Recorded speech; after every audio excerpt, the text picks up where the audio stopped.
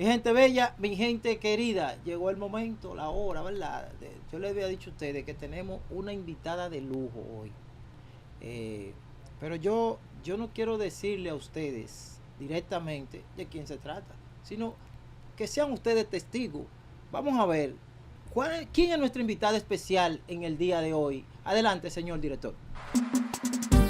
Hoy tenemos una invitada de lujo, una profesional que trabaja de cerca con nuestra gente, cuidando la salud y previniendo enfermedades que impactan directamente a nuestras comunidades. Médico egresada de la Universidad Autónoma de Santo Domingo, con formación en medicina familiar y comunitaria en la Universidad Iberoamericana y diplomado en epidemiología de campo en la UAS. Actualmente se desempeña como coordinadora del programa de zoonosis y control de rabia en Santo Domingo Norte, liderando la investigación de casos sospechosos de enfermedades zoonóticas y jornadas de vacunación antirrábica tanto canina como humana. Además ejerce como especialista en medicina familiar en Medilink.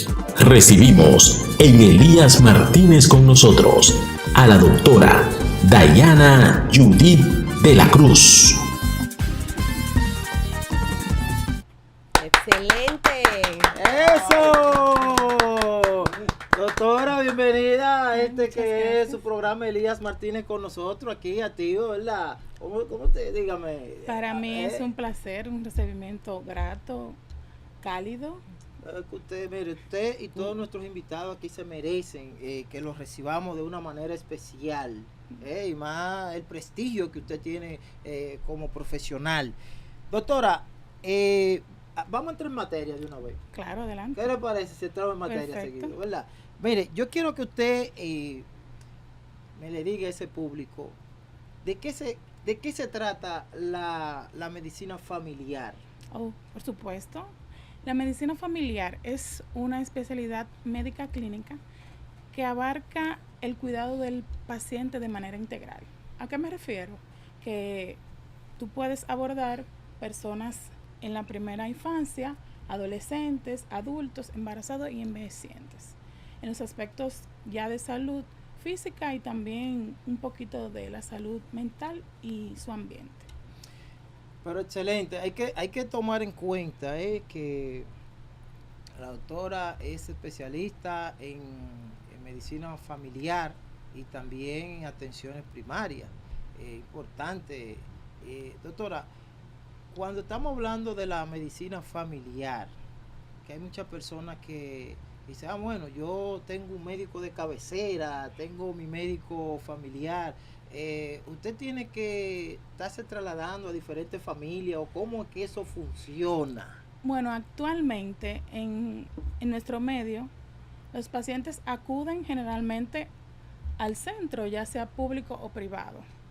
Trabajamos vía consulta, pero también existen las visitas domiciliarias, sobre todo en pacientes que están encamados o pacientes de edad avanzada que no puedan trasladarse.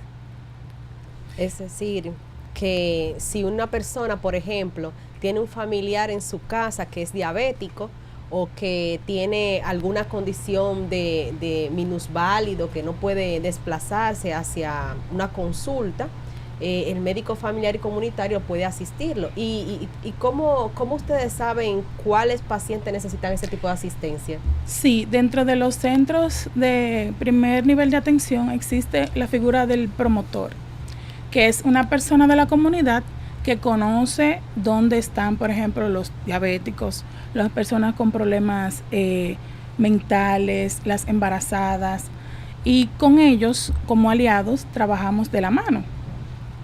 Ok, entonces esos son promotores de salud. Correcto. O sea, son como los observadores de las zonas de atención Exacto. primaria.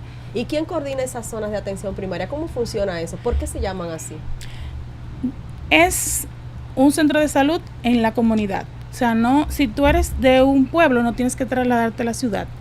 Son centros que están próximos a ti para darte accesibilidad. ¿Qué quiere decir? Que si tú tienes un proceso viral, no tienes que ir a un hospital de tercer nivel. Simplemente acudes a tu centro de atención primaria y ahí te brindan los cuidados del hogar. Ok. Doctora, me escribe una persona que estaba viendo las imágenes a través de tiempo real, nos dice, hágale una pregunta a la doctora, ya que este tema es bastante interesante. Antes se le decía medicina general, ¿por qué ahora se le dice medicina familiar? Bueno, es que son dos cosas diferentes, correcto. La carrera de medicina actualmente en nuestro país se cursa entre 7 y 8 años. Luego que tú cursas tu medicina general, concursas en el ENUR y así tú optas por la especialidad de medicina familiar, que son 3 años que dura el programa. ¿Y cuál es el rol del médico familiar? El rol del médico familiar es liderar, como bien decía Elías más temprano, es el médico de cabecera. Si bien es cierto que una mujer puede ir a desembarazarse con el ginecólogo, le hace su cesárea, la parturienta vuelve donde ti, con el bebé. Entonces ya se le da el seguimiento, no solo a la madre, sino al hijo, al esposo de la señora, a la mamá de ella y a la familia completa. Doctora, ¿cómo puede contribuir la medicina familiar en las comunidades? Es fundamental, porque nosotros no solo nos ceñimos a la práctica clínica. ¿A qué me refiero? Si en mi comunidad hay una fábrica de desechos que está afectando la salud de mis pacientes, uno toma el rol y puede gestionar, mejorar ese problema de salud. Igualmente, la contaminación ambiental de ruido, de desechos sólidos, de toda esa parte uno tiene un poquito de incidencia. Pero también hay algo muy importante. Por ejemplo, en países de primer mundo, o sea, países desarrollados, este es el sistema más importante de asistencia de los pacientes y eso evita que los pacientes lleguen complicados a los hospitales. En la zona donde estás, ¿qué crees que pueda mejorar esa parte de que los hospitales estén menos congestionados? ¿Crees tú que haya que tener más servicios de atención primaria en nuestro país? Totalmente. Entiendo que si llevamos el sistema de salud como va, nosotros deberíamos resolver el 90% de los temas de salud. ¿A qué me refiero? De 10 pacientes, tú 9 puedes resolverlos en atención primaria, sin ir donde un hospital de ese nivel, sin necesitar un cuidado intensivo, sin necesitar una tomografía. Eso lo podemos hacer en la comunidad y así el paciente puede manejarlo mejor y no toma el tiempo del traslado. Doctora, yo tengo que confesar mi ignorancia en el tema, ya que nosotros nos nutrimos con carne.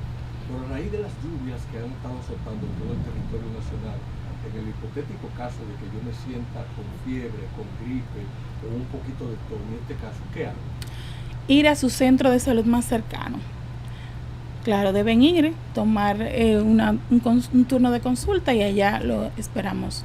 O sea que si, por ejemplo, tiene unos síntomas respiratorios, tiene que ir. Correcto. Pero, usted sabe que aquí en el país hay muchos niveles de clima. Las personas con la temporada de primavera tienden a tener mucha exposición al polen, muchos cambios de temperatura y suelen hacer procesos respiratorios con mucha frecuencia. ¿En qué momento yo digo, mira, sí tengo que ponerle atención? Cuando aparece fiebre, congestión nasal, dolor muscular, pérdida de apetito, es importante que vayan a un centro y busquen ayuda con su médico de cabecera o su médico familiar. Pero si yo nunca he sufrido de la presión y de repente me descubren que soy hipertensa en una emergencia, ¿yo puedo ir también a un médico familiar? Correcto. Doctora, ¿cuál es la diferencia que existe entre la atención, la atención primaria y la hospitalaria? Total es la diferencia, porque nosotros en atención primaria manejamos los problemas de salud que no comprometen la vida. Cuando hay un compromiso de la vida, el paciente debe llevarse a una atención hospitalaria para que puedan resolver el tema actual. Sí, mira, este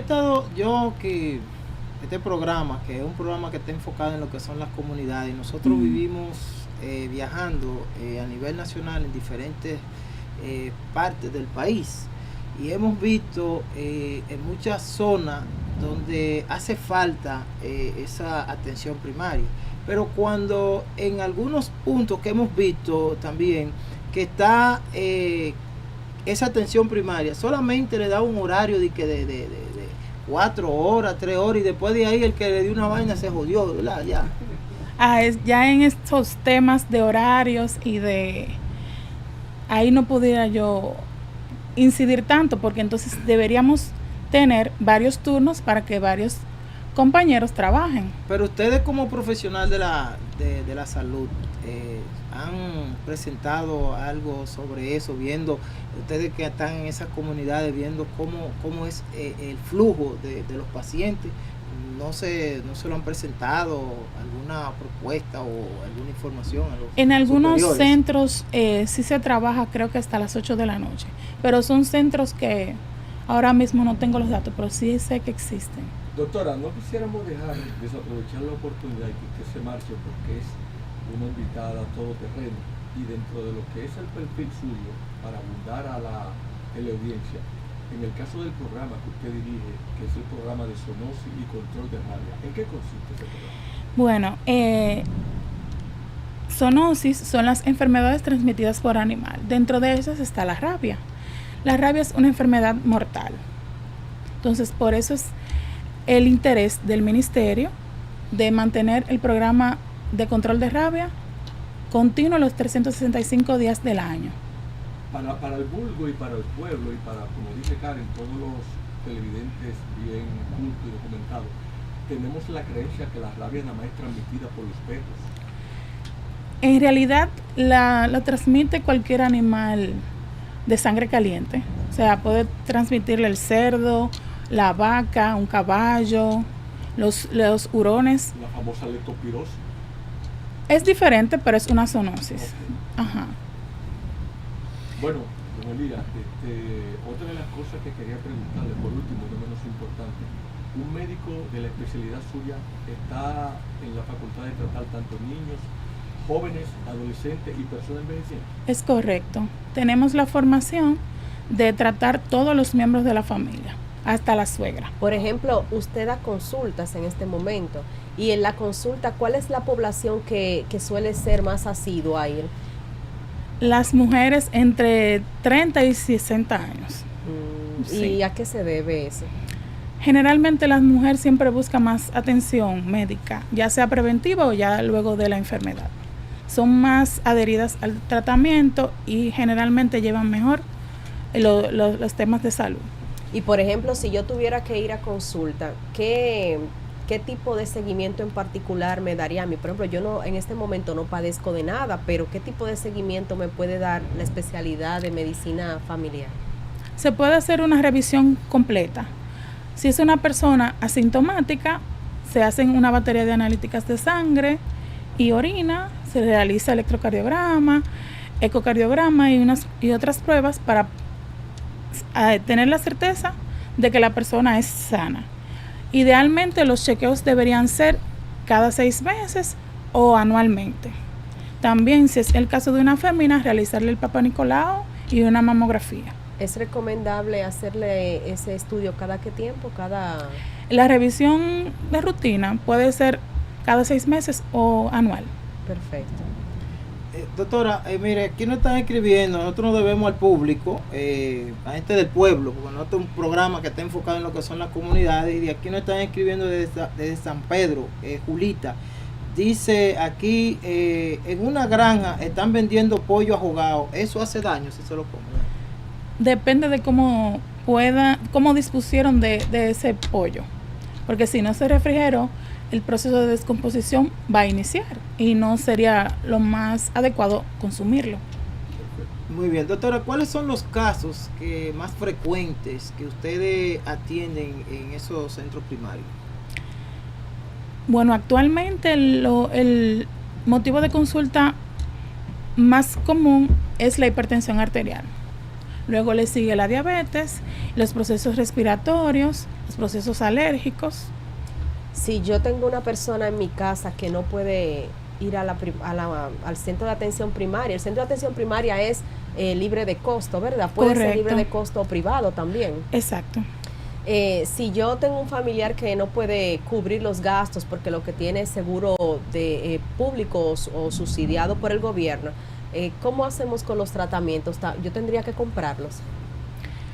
En algunos centros de atención primaria se le dispensa al paciente el tratamiento, pero eso depende de cada centro y de la disponibilidad de cada medicamento en el momento que el paciente lo pueda necesitar. Okay. Doctora, el radio de operación que veo resulta interesante de su especialidad, veo que es vasto, es oceánico, y dado el caso visto el hecho de que vaya una persona y usted la evalúe y resulta que tenga más o menos las condiciones, evidentemente que está sana, usted puede, si le detecta alguna patología, referirla a otro médico. Generalmente si diagnostico, por ejemplo, asma en un paciente que anteriormente no había hecho episodio, hacemos un trabajo en conjunto, por ejemplo, con el neumólogo. Yo lo envío al neumólogo, pero el paciente está en mi comunidad. Generalmente, por ejemplo, en Santo Domingo Norte, quizá tú encuentres 1 o 2 neumólogos. Pero yo vengo con un paciente que viene de Guanuma, que es una comunidad alejada. Para mí y para el paciente es más conveniente que el seguimiento se lo dé yo.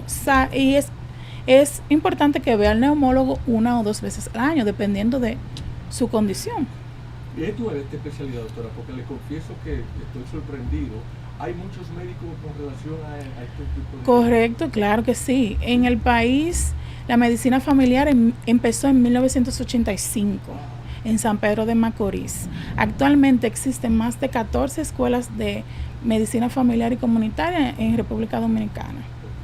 Sí. Doctora, esos pacientes que van a... yo le estoy hablando en base a vivencia que hemos vivido, porque a nosotros nos tocó en una ocasión que estábamos en una loma, fuimos a hacer un reportaje y cuando se puso mala una de las personas de ahí, una situación difícil, se le subió la presión, unas cosas, y fuimos y encontramos un centro primario, ¿verdad? Y no, como que no le prestaron como, o sea, uno tuvo que seguir volado por ahí, porque el hospital más cercano, atención a las autoridades, el hospital más cercano de allá de Pedrero y Villa Altagracia está en el kilómetro 28, tienen que buscarle solución a eso. Entonces, había un centro, pero estaba cerrado y era ahora en la mañana. Aunque ya usted me habló ahorita de los horarios, yo sé, yo no quiero como entrar mucho en ese detalle, pero es la preocupación del pueblo. O sea, ¿qué tanto? O sea, cuando ustedes hablamos de salud primaria y los insumos que ustedes tienen ahí en esos centros, o sea, ¿dan abasto para resolver cualquier situación? Eso depende de cada centro. No pudiera decirle que está estandarizado, que en cada centro de atención primaria hay esto o aquello. Depende de la realidad de cada centro, ciertamente. Lo ideal sería que en cada comunidad haya un centro que se le pueda dar atención directa a una persona que lo necesite, pero lamentablemente la realidad no es esa. A eso quería llegar. Por ejemplo, yo soy un médico especializado. Usualmente los pacientes que llegan a mi área son pacientes sumamente complicados porque yo soy una persona que trabaja en cuidados intensivos. En ocasiones, o sea, en otros países, por ejemplo en España, cuando usted busca un servicio de atención primaria, en Estados Unidos también, el especialista más importante antes de que el paciente llegue con usted es el médico familiar y comunitario.